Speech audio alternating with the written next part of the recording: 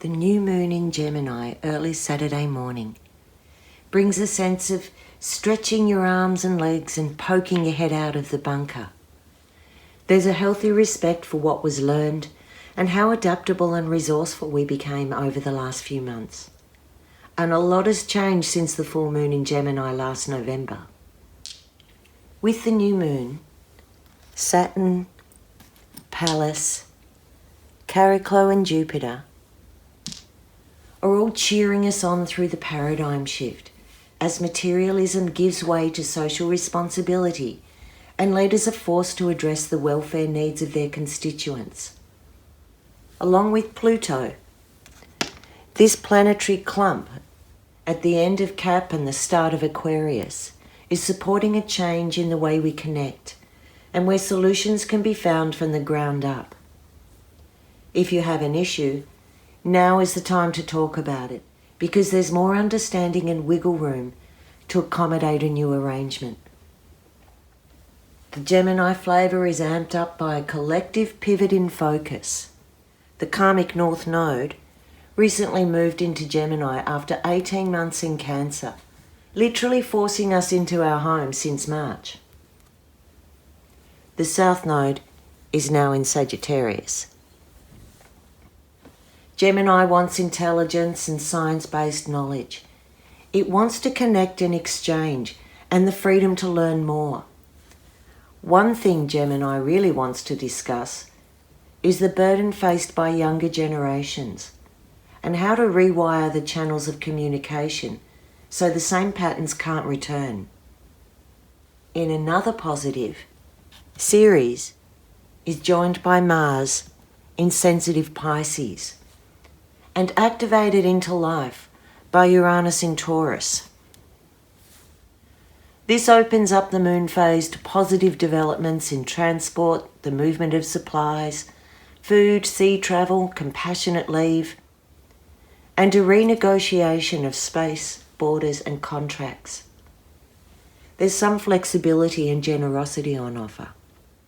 In the myth, Ceres, also known as Demeter, was the goddess of all of nature, creative, wild and nurturing. She successfully negotiated with Pluto to exchange time with her daughter, who he'd captured and held in the underworld. The contract between them created the seasons of winter while her daughter was away from her, and spring when her daughter emerged to spend time in the upper world. So Ceres has come to represent seasons and cycles, and times of fullness and plenty, balanced with times of grief and loss. Because of the current position of the aspects between Mars, Ceres and Uranus, there is an opening for a new perspective, a breakthrough in the cycles that can hold up the process. This could come in the form of a wider use of alternative financial transactions. For example, barter, exchange, airtasker, or a temporary change to payments and debt.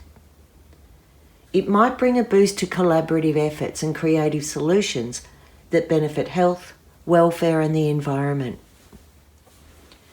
This one could also indicate mental health issues become suddenly apparent, or a breakthrough concerning healthcare, especially with lungs, breathing concerns and PPE. It could also give action around people incarcerated in prisons, on cruise ships and in detention centres. In terms of COVID, this Mars, Ceres and Uranus aspect could also activate outbreaks of the disease because of the cyclic nature involved. But ultimately, these planets are in positive aspect, so I expect any new action can be handled well and with a compassionate outcome. On a personal level, this one can mean you get a lucky break, or there might be a sudden move or a change in your environment, either physically or psychologically. Your routine may be disrupted to help a relative or to accommodate work patterns or a new relationship. And now we come to the disclaimer. Hovering over this mostly benign set of exchanges, there is a big wet blanket and it unfortunately masks some very nasty self-interest. Mercury is in its hometown of Gemini, feeling like a superstar. It's a new moon, and the north node of possibility is in its sign, first time since 2003. And Mercury is coupled with Venus retrograde, dropping in a missing link on ex-lovers, forgotten ideas, unfinished business. It makes us want to get out and about and try new things. The grass is always greener with Mercury and Gemini. But looming over with an invisible threat is Neptune in Pisces, undermining thought processes, dodging the truth, distorting words, agreements, and pretty much failing at integrity. This one is a real letdown. Mercury square Neptune says one thing and does another.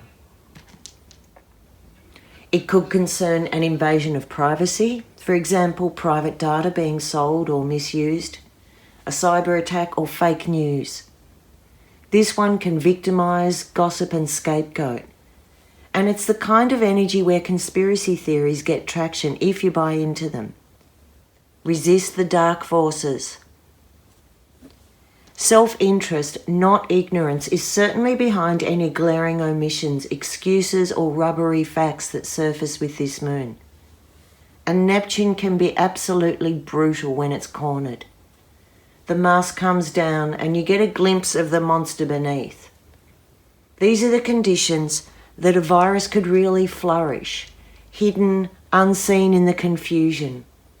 The poison is still being flushed out by Jupiter and Pluto in Capricorn, and we have to consider if the real virus is greed, fear and hatred. Seek the truth, and if it smells dodgy, don't stand in it.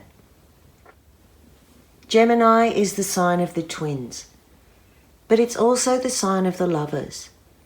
Its job is to bring opposites together as independent beings who function as a whole. This new moon is adjusting the balance of power so that division can be addressed. Collaborative solutions need a lot of transparency to succeed, and Gemini is making sure we know what we're working with. It loves to learn, and with Pluto's blessing, the lesson with this moon is about knowing when enough is enough. We don't want a new normal. We want a better one. I'm Merryl Key, and this is my mystery school. If you'd like to make an appointment for tarot, astrology or holistic healing, contact me through my website www.merrylkey.com. Like, follow, share, subscribe. Blessed be.